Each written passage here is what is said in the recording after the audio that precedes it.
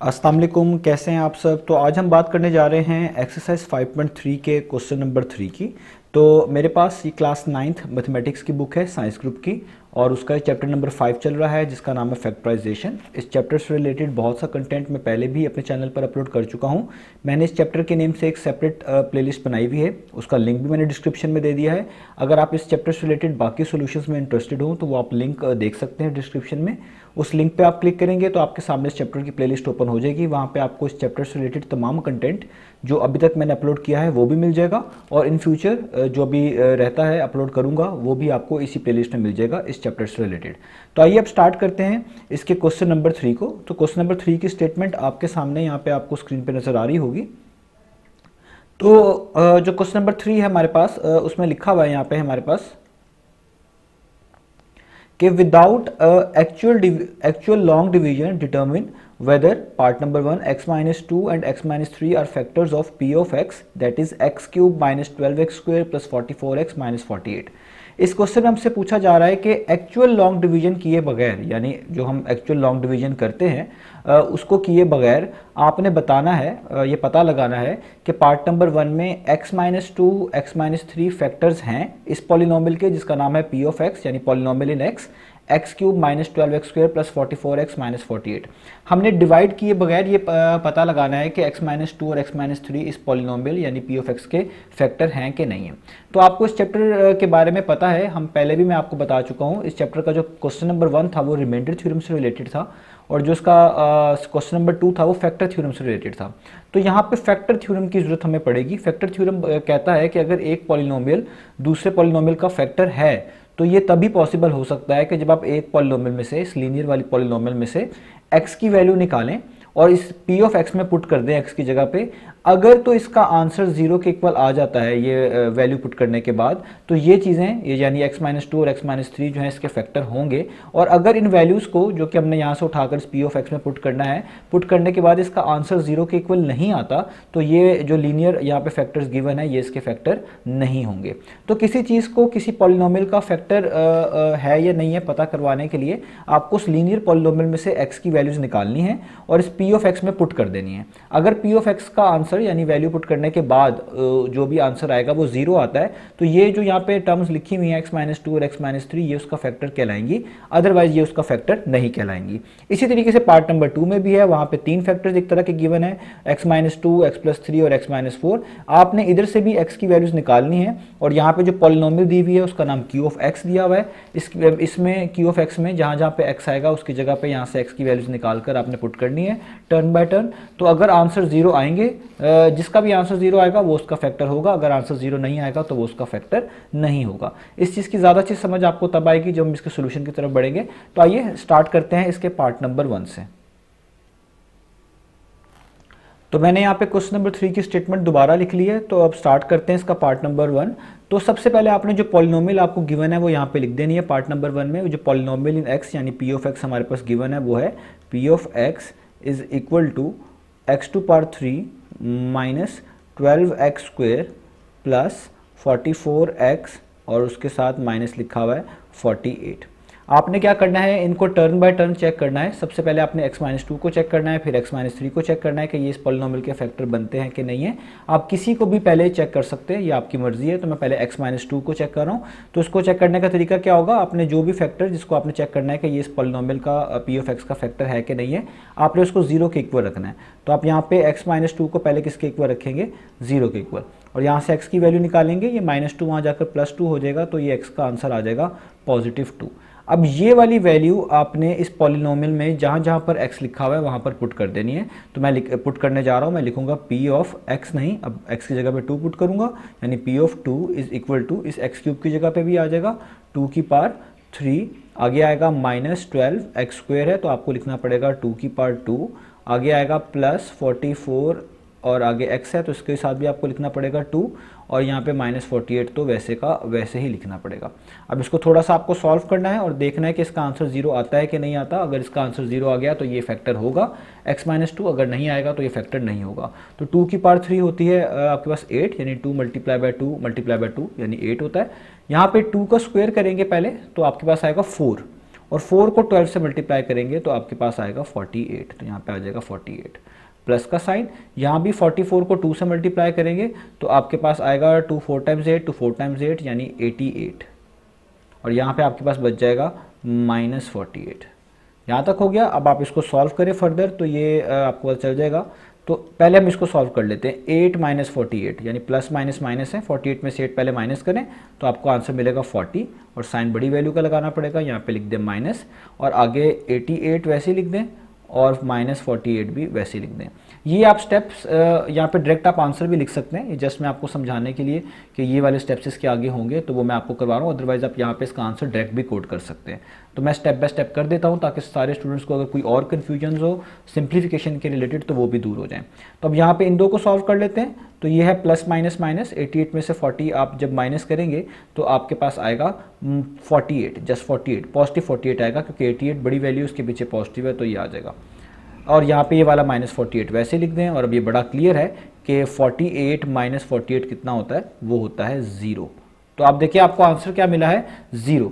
तो अगर आपको आंसर 0 मिल गया तो इसका मतलब है ये जो चीज़ जिसको आप चेक कर रहे थे स्टार्ट में, जिसको आपने 0 के इक्वल रखा था, ये इसका फैक्टर है। तो आप यहाँ पे लिखोगे क्योंकि P ऑफ 2 0 के इक्वल आ गया है तो आप लिखेंगे सो x minus 2 is a factor. ये फैक्टर होगा किसका, ऑफ पॉलिनोमियल। कौन से पॉलिनोमियल का, जो हमने यहाँ पे ये क्वेश्चन के अंदर गिवन है, यानी p of x of p of x। तो हम यहाँ पे लिखेंगे ऑफ p ऑफ x। तो ये हमारे पास हो गया इसका पार्ट नंबर 1। उसका सिर्फ x माइनस 2 वाली चेकिंग हुई है। अभी x माइनस 3 वाली रहती है, x माइनस 2 वाले को चेक कर लिया है। अब चेक करते हैं इसी तरीके से x माइनस 3 वाले को भी। तो अब आपने क्या करना है, अब जिस फैक्टर को चेक करना है अब आपने उसको 0 के इक्वल रख देना है और इसी तरीके से वैल्यूज पुट करनी है, तो हमारे पास ये बाकी भी सॉल्व हो जाएगा। तो स्टार्ट करते हैं, मैं इसको नीचे कर लूँ स्क्रीन को। तो अब हमने चेक करना है x माइनस 3 को। तो अब हम यहाँ पे लिखेंगे x माइनस 3 इक्वल्स टू 0, और यहाँ से x की वैल्यू निकाल लेंगे। ये -3 वहाँ जाके पॉजिटिव हो जाएगा, तो 0 + 3 होता है 3। पॉलिनोमियल भी लिख देता हूँ दोबारा से यहाँ पे, जो मैं गिवन थी पहले वाले पार्ट में। पहले वाले पार्ट में मुझे पॉलिनोमियल गिवन है, वो है x³ minus 12x² plus 44x और -48। अब यहाँ पे भी आप x की जगह पे क्या पुट कर देंगे, 3 पुट कर देंगे। तो देखिए मैं पुट कर देता हूँ। ये हो जाएगा x की जगह पे 3, यहाँ पे हो जाएगा 3 टू पावर 3, यहाँ पे हो जाएगा -12, x² की जगह पे आ जाएगा 3 की पावर 2 प्लस 44, वैसे ही उसके आगे x है तो उसकी जगह पे भी 3 आएगा, और -48 आपको वैसे का वैसे ही लिखना पड़ेगा। अब यहाँ पे हम लिखते हैं P of 3 is equal to 3 की पावर 3 कितना होता है वो आपको पता है, 3 की पावर 3 होता है 27। यहाँ पे 3 की पावर 2 करेंगे तो आपके पास आएगा 9, और 12 को जब आप 9 से मल्टीप्लाई करेंगे तो आपके पास आएगा 108, तो ये हो जाएगा -108 प्लस। अब यहाँ पे 3 को आप 44 से मल्टीप्लाई कर दें तो 44 मल्टीप्लाई बाय 3 करेंगे तो आपके पास आएगा 132, और उसके एंड पे क्या आ जाएगा आपके पास -48। अब आप इनको सॉल्व कर लें, स्टेप बाय स्टेप कर लें, या आप कह लें सारे को एक साथ भी लिख सकते हैं। तो मैं यहाँ पे स्टेप बाय स्टेप कर देता हूँ, उसके बाद डायरेक्ट करूँगा अगले पार्ट्स में। तो 27 में से आप 108 माइनस कर रहे हैं, इसका मतलब है छोटी वैल्यू में से बड़ी वैल्यू माइनस हो रही है। तो पहले 108 में से 27 माइनस करें, आपको पता चलेगा 81 आंसर आएगा, और साइन बड़ी वैल्यू का लगाना पड़ेगा तो आपके पास आ जाएगा -81।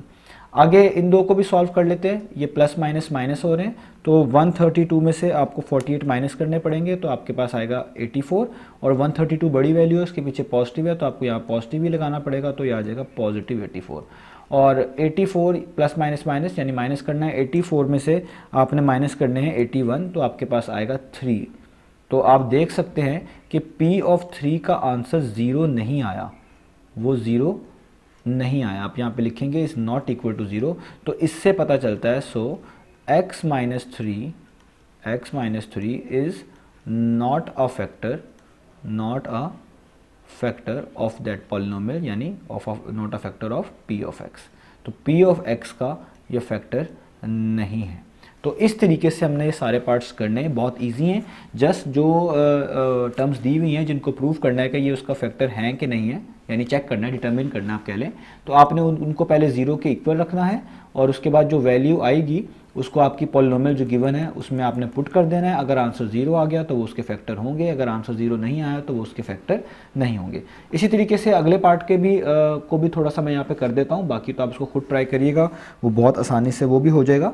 तो पार्ट नंबर 2 की मैं बात कर रहा हूँ, तो पार्ट नंबर 2, तो क्वेश्चन मैं तो ऊपर बता चुका हूँ, यहाँ पे मैं उसको शॉर्ट उसकी डिस्क्रिप्शन लिखूंगा। हम सबसे पहले चेक करेंगे, उसमें 3 फैक्टर्स दिए हुए हैं। एक दिया हुआ है x-2 जिनको चेक करना है, एक दिया हुआ है x+3 और एक दिया हुआ है हमारे पास x-4। इन 3 बेसिकली टर्म्स को हमने चेक करके बताना है कि ये फैक्टर्स हैं कि नहीं है। और जो पॉलिनोमियल दी हुई है उसका नाम रखा हुआ है उन्होंने q(x), जस्ट नाम ही चेंज कर दिया, बाकी तो चीज़ें उसी तरीके से रहेंगी जो मेथड है। और जो दी हुई है पॉलिनोमियल q(x) वो इक्वल है x³ plus 2x² minus 5x minus 6। तो इसको भी हमने इसी तरीके से चेक करना है। मैं किसी एक को यहाँ पे चेक कर देता हूँ, बाकी आप खुद से ट्राई करिएगा, मुझे उम्मीद है आप कर लेंगे। तो हम यहाँ पे लेट से चेक करते हैं सबसे पहले x-2 को। तो वही तरीका होगा, अगर x-2 को चेक करना है तो x-2 को आपने पहले 0 के इक्वल रखना है, यहाँ से x की वैल्यू निकालें तो -2 वहाँ जाके हो जाएगा +2, यानी अब आपको जहाँ जहाँ पर x लिखा हुआ है वहाँ पर 2 पुट कर देना है। तो इस x की जगह पर भी आ जाएगा 2, इस x³ की जगह पर भी आ जाएगा 2 की पावर 3 और +2, आगे x² है तो इस पर भी आ जाएगा 2 और उसके ऊपर पावर 2 -5, इस x की जगह पे भी आपको 2 पुट करना पड़ेगा और यहाँ पे आ जाएगा -6। तो यहाँ पे हो जाएगा q(2), तो 2 की पावर 3 कितना होता है, वो होता है 8।